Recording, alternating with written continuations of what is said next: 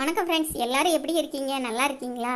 இன்றைக்கி நம்ம என்ன ரெசிபி பார்க்க போகிறோன்னா, யாருக்குமே பிடிக்காத கீரை பொரியல் எல்லாருக்கும் பிடிச்சபடி எப்படி பண்ணுறதுன்னு தான் பார்க்க போகிறோம்.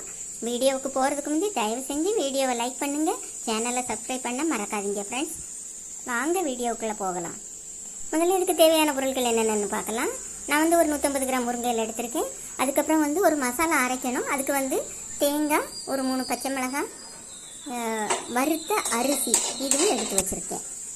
அதுக்கு பிறகு தேவையான அளவு உப்பு. இவ்வளவு தாங்க. ரொம்ப சிம்பிளான ரெசிபி. ட்ரை பண்ணி பாருங்கள் கட்டாயம். பார்க்கறதுக்கு முந்தைய சேனலில் நீங்கள் சப்ஸ்கிரைப் பண்ணால் பார்த்தீங்கன்னா சப்ஸ்கிரைப் பண்ணிவிட்டு பாருங்கள் ப்ளீஸ். நல்லா வதங்கிக்கிட்டு இருக்கப்போ இதுக்கு அரைக்கிறதுக்கு தேவையான பொருட்களை நம்ம அரைச்சி எடுத்துடலாம்.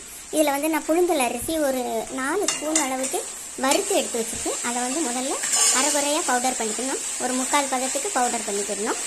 தேங்காயையும் பச்சை மிளகாயும் தனியாக தண்ணி விடாமல் நல்லா அரைச்சி எடுத்து வச்சுக்கணும். தண்ணி விடக்கூடாது, மையம் அரைக்கக்கூடாது. இந்த முருங்கையெல்லாம் ஆல்மோஸ்ட் வெந்து வந்த பிறகு என்ன பண்ணணும்னா, இந்த வறுத்து வச்சுருக்க அந்த அரிசி மாவை அதில் போட்டு நல்லா கிளறணும். கொஞ்சம் தண்ணி இருக்கிறதுனால, ஈரப்பதத்தோடு இருக்கிறதுனால அந்த அரிசியும் முருங்கை மாவும் சேர்ந்து வெந்துடும். அதுக்கப்புறம் நல்லா கொஞ்சம் வெந்ததுக்கப்புறம் உப்பு சரி பார்த்துக்கணும். இந்த டைமில் அரைச்சி வச்சுருக்க தேங்காயும் பச்சை மிளகாய் விழுத அரைக்கக்கூடாது, நரந்தான் அரைச்சிருக்கணும். அதையும் இதில் போட்டு ஒரு பெரட்டி எடுத்தால் முருங்கைக்கீரை பொரியல் ரெடிங்க.